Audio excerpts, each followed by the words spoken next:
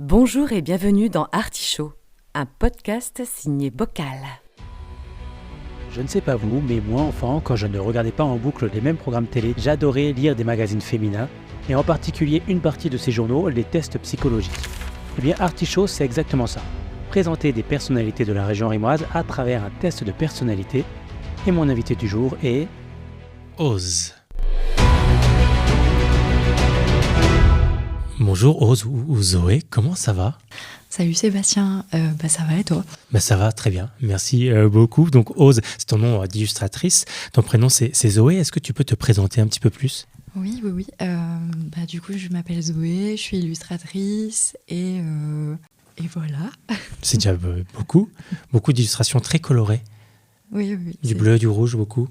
J'utilise pas mal le rose, le violet, c'est vrai que c'est des couleurs que j'affectionne beaucoup. J'aime les couleurs en règle générale, c'est vrai, j'y trouve un côté poétique. Et bien on va passer à ton test. Tu as hâte de savoir le test féminin qui t'est réservé ? Oui, j'ai hâte de savoir qui je suis. Tu vas le savoir très vite. Réseaux sociaux, quel est votre degré d'intoxication ? Ok. Ça te parle ? Ouais. Ça peut être une source d'angoisse et de bonheur, je pense. Ouais, à la fois, beaucoup. les deux à la fois. Les réseaux sociaux, quoi. Ouais. Eh bien, écoute, on va commencer 10 questions, 3 possibilités à chaque fois, et je te laisse choisir. Donc, question numéro 1. Le matin, votre premier réflexe est de vérifier les notifications de toutes vos applis. B, de jeter un coup d'œil rapide à votre fil d'actualité. Ou C, prenez votre café tranquille sans penser à votre téléphone. Alors, c'est vrai que j'ai la fâcheuse habitude le matin d'allumer Instagram, mais j'avoue que c'est plus un réveil lent. Et après, je me prépare souvent avec les actualités le matin. Ça actu sur Insta ? Pas forcément sur Insta, non, sur Insta, c'est vraiment juste le temps de sortir du lit, donc 2-3 minutes, oui. Je dirais. Donc quand même vérifier les notifications de toutes vos applis. Voilà, tu commences quand même par checker ton téléphone. C'est vrai. Donc réponse A. Je préférerais pas, mais c'est vrai. J'ai déjà entouré. Tu vas te découvrir ce soir. C'est quoi ta morning routine ? S'il y en a une. Oui, je mange des œufs le matin. D'accord, tous les matins ? Tous les matins. D'accord. Je mange des œufs au plat et je me fais un thé ou, ça fait très bobo de dire ça, mais un matcha. Matcha. Oui, j'ai arrêté le café. Et oui, non, vraiment, les œufs. Je pense que c'est le plus important. Un petit déjeuner, chose que je faisais pas trop avant. Ouais. Et maintenant, oui, un petit déjeuner copieux pour entamer une bonne journée. Et le matcha, j'ai appris récemment que c'est un peu comme la coriandre. Nos gènes font qu'on l'aime ou on l'aime pas. Oui, totalement. Je sais quel gène j'ai. Et moi, je déteste la coriandre. Moi, j'adore. Mais je déteste le matcha. Voilà, peut-être c'est des gènes opposés, je ne sais pas. Non, mais c'est vrai qu'il y a beaucoup de gens qui me disent que ça a le goût de foin. Mais ça goûte d'herbe pour moi, effectivement. Ouais. Et moi, soit j'aime ça, peut-être que j'aime ça. Foin. Peut-être que j'aime le foin. Soit je sais pas. En tout cas, c'est un goût que j'apprécie fortement, mais j'aime le thé depuis longtemps et pour moi, c'est juste un goût de thé très prononcé. Ouais, c'est un thé très herbacé quand même. Ouais, c'est ça. Mais ça me plaît bien. Mais tu as le droit. Qui suis-je pour juger après tout ? Non. Question numéro 2. Lorsque vous publiez une photo sur les réseaux, donc vous, réponse A, vérifiez chaque minute combien de likes et commentaires elle reçoit. Réponse B, vous espérez quelques réactions positives. Ou réponse C, vous oubliez que vous avez même posté quelque chose. Alors ça a tendance à m'angoisser de poster sur les réseaux. Du coup, j'ai tendance à essayer d'oublier que j'ai posté. Du coup, je le fais. Même des fois, je programme mes publications. Je le fais pas assez, mais des fois, je le fais et comme ça, je me réveille le matin, j'ai oublié que j'avais posté. Et c'est parfait. Et puis, tu peux cacher aussi maintenant le nombre de likes, etc. Et ça, je le fais depuis quelques temps pour éviter de trop réfléchir, justement. Ça retire un peu une pression. Ouais. Et d'ailleurs, sur les réseaux sociaux, tu as assez peu de photos de toi. Pourquoi ? Parce que je pense que, assez paradoxalement, on a besoin des réseaux sociaux quand on est artiste. Enfin, on a besoin. Je ne sais pas si on en a besoin, mais en tout cas, ça fait partie un petit peu de la présentation de son travail. Mais je ne suis pas sûre que ça soit une obligation, en tout cas dans mon cas, de me montrer. Et aussi, je pense que je n'ai pas forcément l'envie non plus. Enfin, c'est pas que ça me dérangerait, mais je sais pas, c'est pas naturel, on va dire, pour moi. Ouais. Plutôt montrer ce que tu fais que te montrer toi, quoi. Je pense qu'avant de me montrer moi, j'arriverais déjà à passer le cap d'écrire peut-être des choses et à les montrer. Ouais. Enfin, je sais pas si c'est clair ce que je dis, mais j'aimerais bien plus pouvoir sortir des petites BD que j'écris. Ah, trop bien ça. Et tu oses pas les montrer? Non. Du coup, avant de me montrer moi, déjà, il faudrait que je passe le cap peut-être des mots écrits. Mais pourquoi? C'est des histoires personnelles? Pas forcément, non. Je pense que j'ai un rapport vraiment aux réseaux sociaux étranges où je pense que, c'est au rapport au monde peut-être où je suis plutôt d'un naturel fantôme, je dirais. Et du coup, on va dire que je prends sur moi à chaque fois que je poste quelque chose. Quoi. Et si tu veux pas les poster sur tes réseaux, moi je connais un compte qui s'appelle Bocal et qui adorait diffuser des BD d'artistes et moi, donc on en reparlera. Il faut pas en parler ici du coup. Non, on le dira pas. Question numéro 3. Vous réagissez comment aux stories de vos amis? Réponse A, vous les regardez toutes et réagissez systématiquement. Réponse B, vous en regardez quelques-unes quand vous avez le temps. Ou réponse C, vous ne saviez même pas qui postait des stories. Vous ne faites pas attention aux réseaux de vos amis, quoi. Si, je fais quand même assez attention. Ça me fait toujours plaisir de voir la tête de mes amis en train de s'amuser ou quoi. Non, souvent je suis un peu supportrice. Je suis un peu je réagis. Je suis là. Ouais, tu regardes, tu likes, tu partages, c'est possible. Ouais, complètement. Réponse A. Oui, réponse A. Ok, je note. Réponse Je dirais ça. Réponse A. Et tu fais une attention au nombre de followers, aux likes, aux stats en fait sur les réseaux sociaux? Moi personnellement non, mais j'aime pas trop. Enfin, j'imagine. Je pense que je projette un peu le regard des autres à travers ça. Mais moi personnellement non, j'y accorde pas beaucoup d'importance. Ouais. Mais j'ai pas envie je sais pas. Que les autres disent il y a que 2 likes sur son dessin. Ouais, j'avoue, je suis un peu, c'est un peu honteux de dire ça, mais oui, j'aime pas trop. Je me projette un peu là-dedans. Ouais. Alors que ça reflète pas la qualité du. Non, bien sûr, en travail, plus, je le pense pas pour les autres du tout. C'est un peu la problématique. Et il faut réussir à s'appliquer à soi. C'est ça. Ouais. C'est ça. Question numéro 4. Votre utilisation des réseaux sociaux pendant un repas entre amis.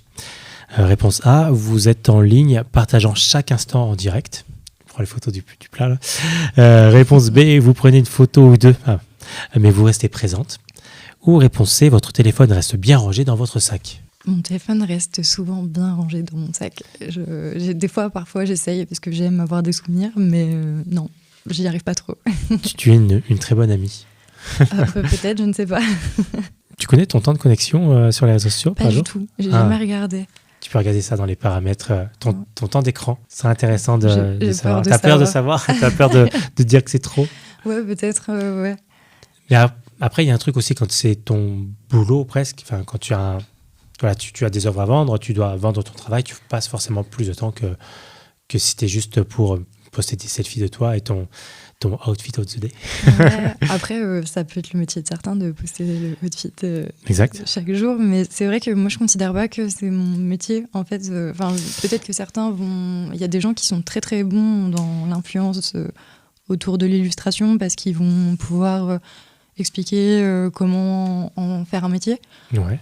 Moi, c'est pas trop ce que j'en fais. J'essaye, pour pousser un peu l'algorithme, des fois, de faire des petits réels ou quoi, mais c'est pas du tout... non. Tu suis des trends? Non, pas trop. J'essaye, j'ai l'impression d'être vieille des fois. J'essaye, mais j'y arrive pas trop. Mais c'est parce qu'en même temps, je me plais pas trop peut-être à me mettre en scène aussi. Ouais. Ou en tout cas, dans le but d'avoir peut-être un petit boost sur l'algorithme, ça me plaît pas forcément. Enfin, c'est pas que ça me plaît pas forcément, mais je sais pas... C'est pas, en tout cas, je préfère dessiner que me filmer en train de dessiner. Souvent, j'oublie, en fait. Je fais, mince, c'est déjà trop tard, le dessin est fini. Oui, il faut y penser avant. C'est ça, c'est mieux. Question numéro 5. Pour vous tenir informé, vous suivez toutes les tendances et hashtags sur les réseaux. Réponse B, vous consultez les news sur vos réseaux préférés. Ou réponse C, vous préférez lire les journaux ou écouter la radio. Je consulte les news sur mes réseaux préférés, je dirais. D'accord.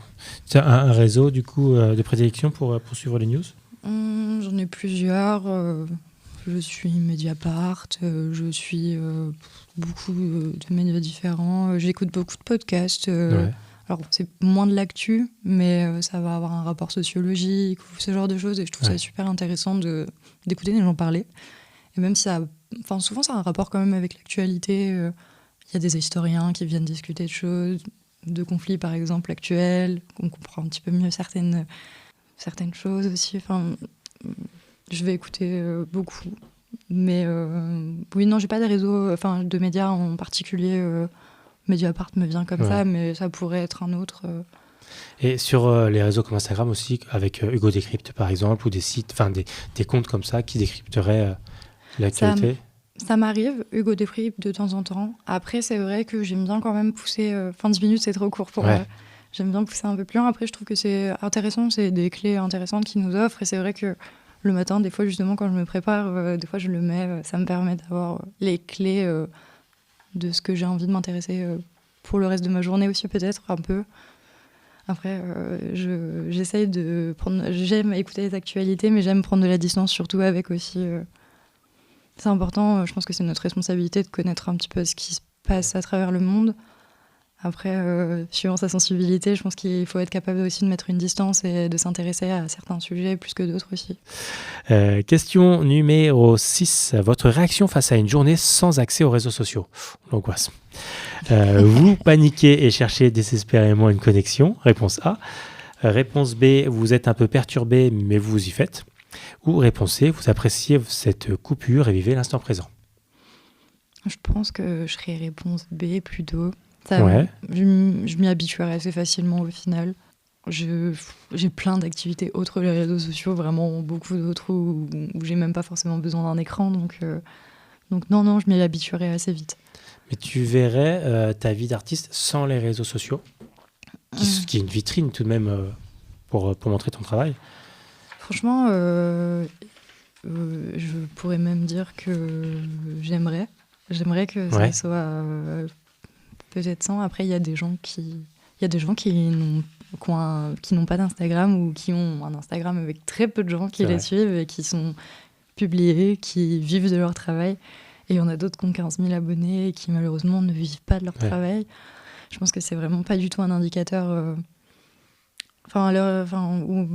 aujourd'hui, je suis pas sûre que ça soit un réel indicateur de... je me perds dans ce que je dis, mais je pense de succès, c'est ça. Enfin, si, de succès en soi, si, parce que ça montre qu'on plaît aux autres, mais c'est pas du tout une obligation. Et je pense que l'algorithme a tellement évolué depuis ces dernières années que ça devient un vrai casse-tête et que c'est une grosse source d'angoisse. Et justement, je pense qu'en tant qu'artiste, il faut pas du tout se dire que si on a 200 abonnés, on n'est pas un artiste. Pas du tout. Et je connais des gens qui ont publié des livres, qui ont 200 abonnés et qui publient toujours des livres et qui continueront à en publier. Et peut-être justement parce que ce qu'ils font, ça marche et ils n'ont pas besoin d'être présents sur les réseaux sociaux, peut-être. C'est ça. Aussi, je pense qu'ils plaisent... ils ont réussi à décrocher leur... il y a une part de chance aussi énorme dans ce genre de métier. Et le fait de pouvoir commencer à être édité et continuer, c'est quelque chose qu'on garde. Et voilà. Et c'est quoi ton objectif en tant qu'artiste, toi, avec ton travail actuel? C'est d'être édité sur de la BD, sur des livres d'illustration? C'est de vendre tes illustrations? C'est quoi? C'est un peu un mélange de tout ça. Ça serait un rêve de pouvoir publier un livre, mais j'ai un peu les pieds sur terre aussi sur la complexité du monde éditorial qui existe en France et sur le marché de l'illustration, comme de la BD d'ailleurs, qui sont extrêmement bouchés. Moi, oui, ça serait un rêve. Après, je vendre mes illustrations, ça me suffit amplement également aussi, d'une certaine manière. Moi, le faire m'importe plus que le vendre. C'est ça. Ouais.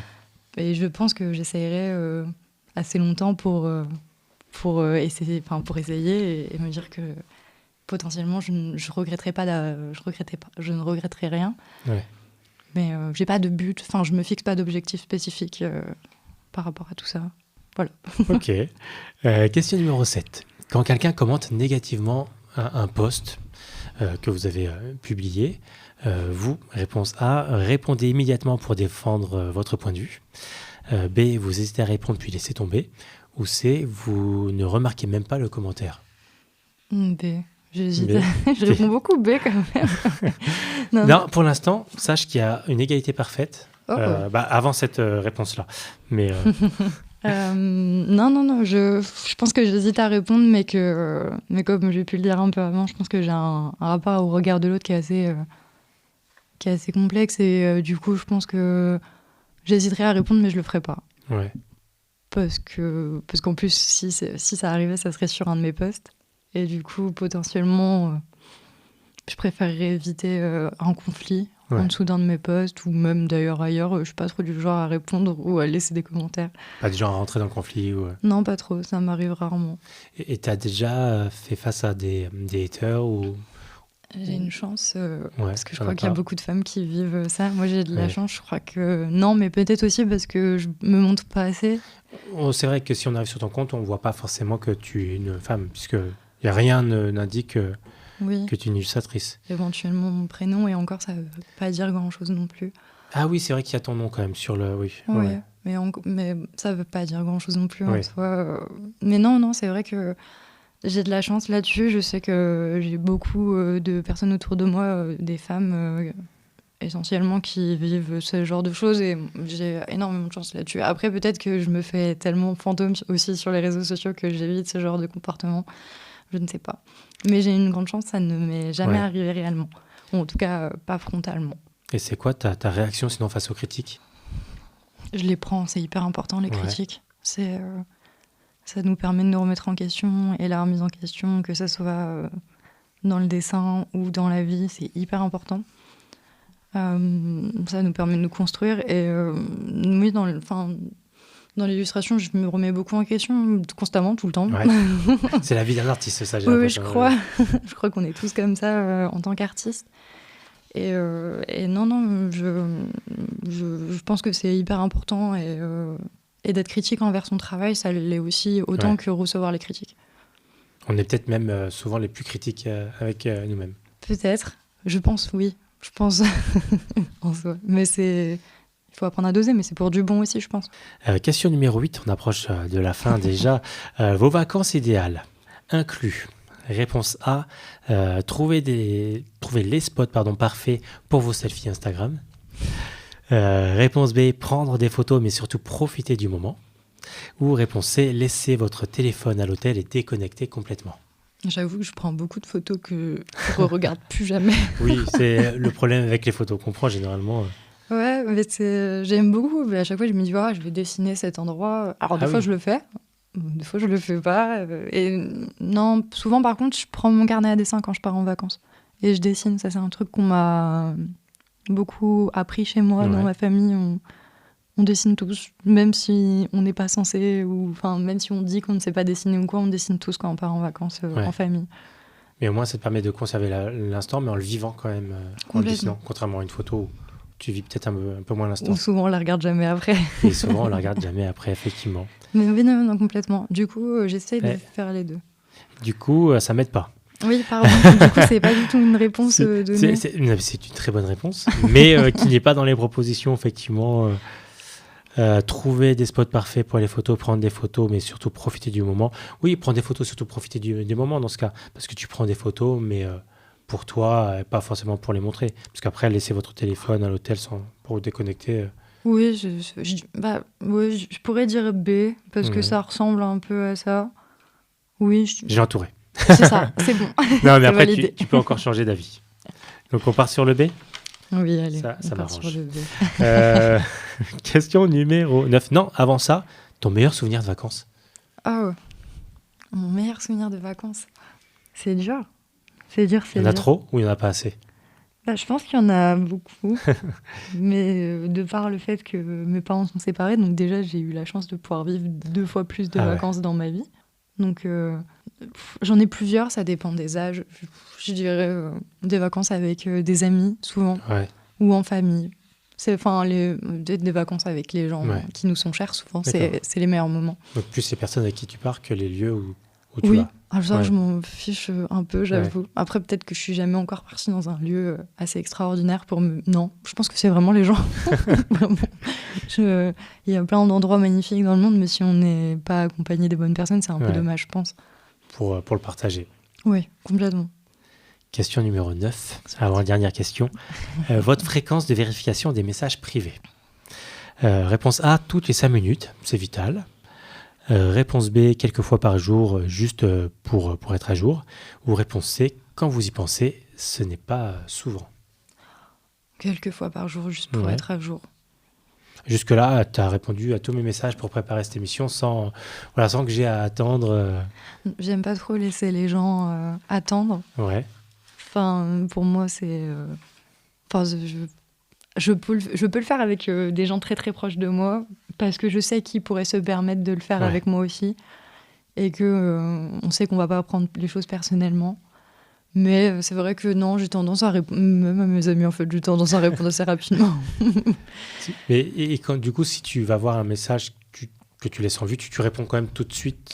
Tu laisses pas. J'aime pas trop laisser en vue les gens. Ouais. J'avoue que j'ai un peu cette... Alors que je sais très bien que si quelqu'un me laisse en vue, j'ai pas de problématique particulière à ça. Mais moi, j'ai un peu ce truc de mince, c'est pas bien. Ouais. Alors qu'en soi, Tu peux pas répondre toujours tout de suite. c'est ça. Non, mais j'essaye de pas le faire. Ou alors, j'ouvre pas les messages. Et c'est pas bien parce qu'après, au final, j'attends des jours et C'est ce que J'ai oublié j'ai de fait des fois. répondre. Ouais, effectivement. Tu les lis pas pour être sûr, voilà. Puis au moins, ça te permet de te rappeler qu'il faut que tu y répondes. Parce C'est qu'une ça. fois que tu l'as mis en vue, tu peux n'as plus de oublier. notif, la notif du C'est message, ça. effectivement. après, tu peux remettre en non lu certains messages. Ouais. Je le fais. Ah, tu peux sur Insta? Ouais, tu peux sur Insta. Ah, je c'est. le fais parce que des fois, je l'ouvre automatiquement et je fais mince, j'ai pas le temps de répondre. Et du coup, je remets en non lu, comme ça, j'oublie Ouais. pas. D'accord. Parce que ça, j'ai peur de laisser des gens. Faudra que tu me dises comment. Pas depuis longtemps, je t'expliquerai après. D'accord. Justement, j'allais te demander comment tu réagis quand on te laisse en vue, donc tu t'en fous. Ça dépend qui, peut-être. J'apprends à essayer de pas prendre les choses personnellement dans ma vie et surtout pas ce genre de choses qui sont en vrai des détails. Donc ouais, non, j'essaye. Enfin, pour moi, non, je m'en fiche. Je m'en fiche. Et puis d'ailleurs, j'oublie assez vite qu'on m'a laissé en vue. Ouais. Et des fois, il y a quelqu'un qui me répond après et je fais ah oui, c'est vrai. Il y a 2 ans. J'avais pas eu de réponse à ce message. Dernière question. Oui. Question numéro 10. Le nombre de comptes que vous gérez. Réponse A, plus de 5. Chacun est mis à jour quotidiennement. Réponse B, 2 ou 3 que vous consultez régulièrement. Ou réponse C, un seul, parfois oublié pendant des semaines. Il y a vraiment des gens qui gèrent autant de comptes. Oh là là, le boulot monstre. Le boulot monstre. Ouais. Non, je dirais qu'en soi, j'en ai un personnel et un pour mes illustrations. Oui, il y a quand mais, même 2 comptes. mais je ne gère pas mon compte personnel réellement. Ouais. Et des fois, j'ai tendance à me dire que je gère pas tant que ça mon compte d'illustration non plus. Non, je le gère, mais je fais pas. Je me mets pas trop de pression avec les réseaux sociaux. J'avoue, j'essaye vraiment de. Je sais que ça peut être très toxique et du coup, j'essaye de le mettre loin de moi. Donc, c'est vrai que. C'était quoi la réponse B? La B, c'était 2 ou 3, mais que vous consultez régulièrement. Donc Ah là, on non. serait plutôt sur la C. Un seul, parfois oublié Ouais, pendant des je semaines. dirais C quand Plutôt, même. Oui, je peux l'oublier. plutôt ça. Alors, j'y vais, mais je vais pas forcément l'alimenter. Ouais. D'accord. Eh ben, on a fini le test. Je te ferai lire le résultat, mais pas tout de suite. On va garder un peu de suspense. On va aussi parler un petit peu de toi. Déjà, Ok. à commencer par où est-ce qu'on peut retrouver ton travail. Donc, on a beaucoup parlé d'Instagram. Sur Instagram, Donc, au nom de... ose.illustration. Exactement. Euh, Un site internet également. Alors, là, je suis en phase de transition. Justement, je vais réouvrir un site internet d'ici début janvier, normalement. Donc, je pense que il sera dans le lien, dans tous les cas, sur mon Instagram. Parce que j'ai une boutique en ligne où on peut acheter mes dessins, Ah oui, trop bien. mais qui va changer aussi. Et du coup, voilà, c'est en phase de transition. Et je vais lier site internet et boutique en ligne en même temps. D'accord. Du coup, voilà. Parfait.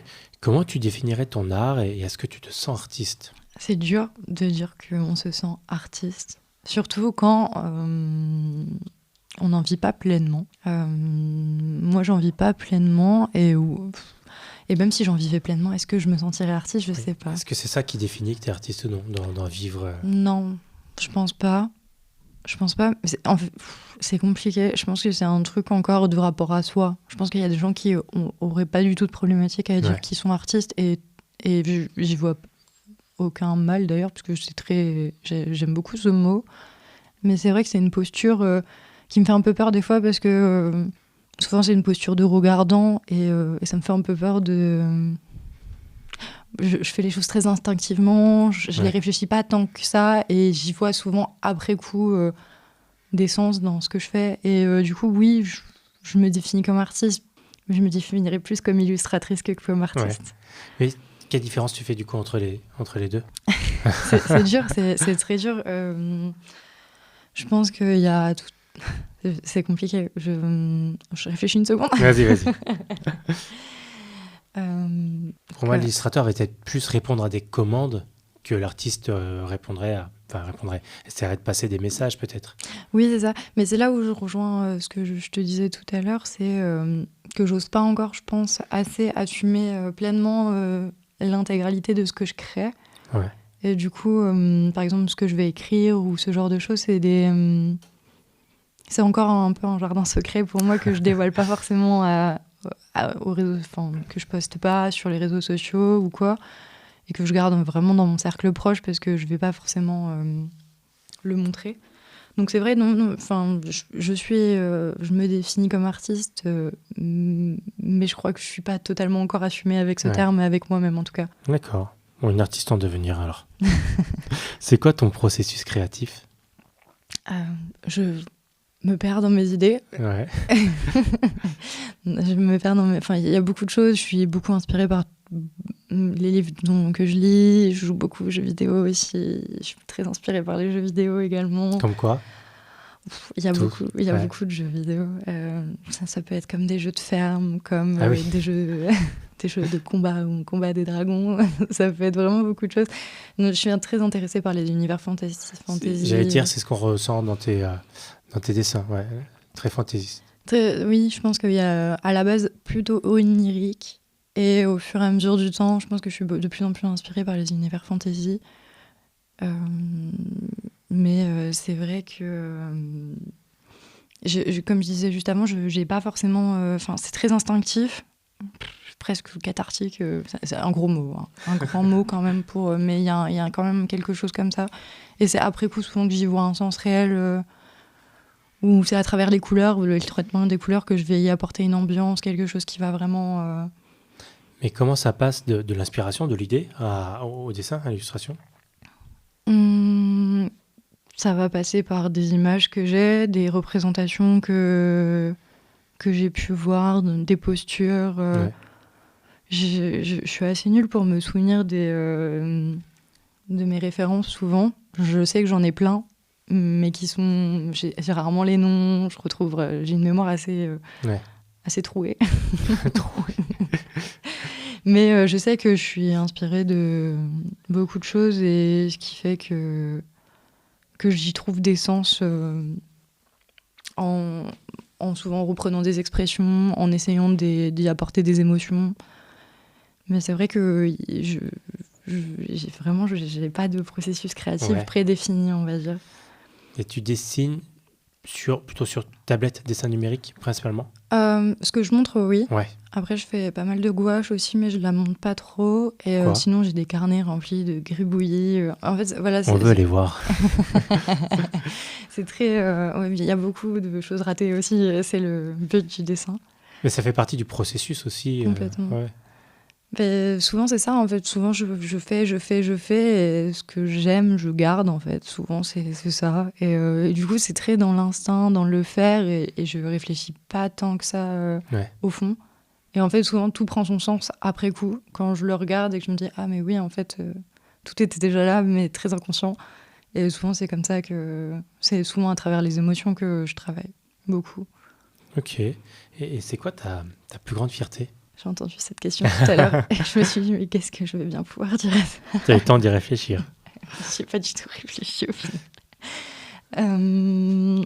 Ma plus grande fierté, c'est dur. Je suis pas sûre. Ça peut être personnel ou professionnel.